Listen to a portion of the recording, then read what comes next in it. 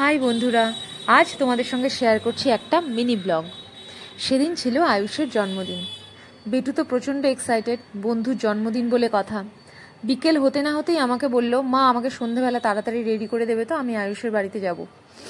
সন্ধে হতে হতেই ওকে রেডি করে দিলাম। ও আগে আগে চলে গেল বন্ধুর সঙ্গে টাইম স্পেন্ড করতে। আমাদের যেতে যেতে রাত্রি 9টা মতো বেজে গেছিলো। বেটুর বাবা অফিস থেকে আসলো, দুজন মিলে রেডি হয়ে তারপর গেলাম। তো যাওয়ার সাথে সাথে কেক কাটা হয়ে গেল।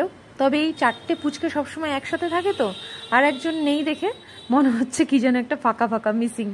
ওরা তিনজনে মিস করছিল খুব শুভায়নকে। শুভায়ন বেচারা এই সময় বাড়িতে চলে গেছিল, এখানে ছিল না। যাই হোক, জন্মদিন পারপাসে ওদের ঘরটা কিন্তু বেলুন দিয়ে খুব সুন্দর করে সাজানো হয়েছিল। ডাইনিং হলটা খুব সুন্দর লাগছিল। বেটুর জন্মদিনে যারা সাজিয়েছিল তারাই সাজিয়েছিল আয়ুষের জন্মদিনে। সুন্দর লাগছে না? একটা বাড়ির সবথেকে আনন্দের দিন হচ্ছে সেই বাড়ির ছোট্ট পুচকেটার জন্মদিন।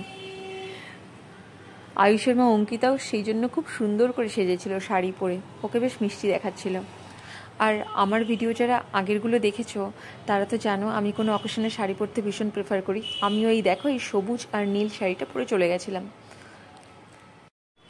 আর এই সোয়েটারটা জানো তো, এই লাল সোয়েটারটা অনেক হাঁটু পর্যন্ত অনেক লম্বা।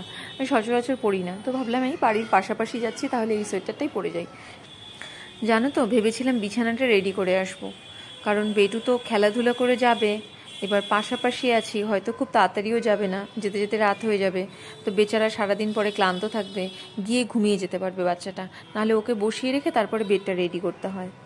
তো যাই হোক, এখান থেকে গিয়ে তাড়াহুড়ো করে বেডটা রেডি করে দিতে হবে ওকে। তো তারপরে চলে এলো দেখো পায়েস খেয়ে তারপর সবাই মিলে গল্প করে লাস্টে ডিনার করে তারপরে বাড়ি যেতে যেতে মোটামুটি 12:30 বেজে গেছিলো রাত্রি। আর জানো, আসার সময় ভাবলাম যে কয়েকটা ফটো তুলবো।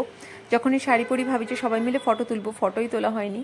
তাই এখানে আসার পর বেটুর বাবাকে বললাম যে একটা ফটো তুলে দাও না, তো ও এই ফটোগুলো তুলে দিয়েছিল। ব্লগ ভালো লাগলে সাবস্ক্রাইব করো, টাটা।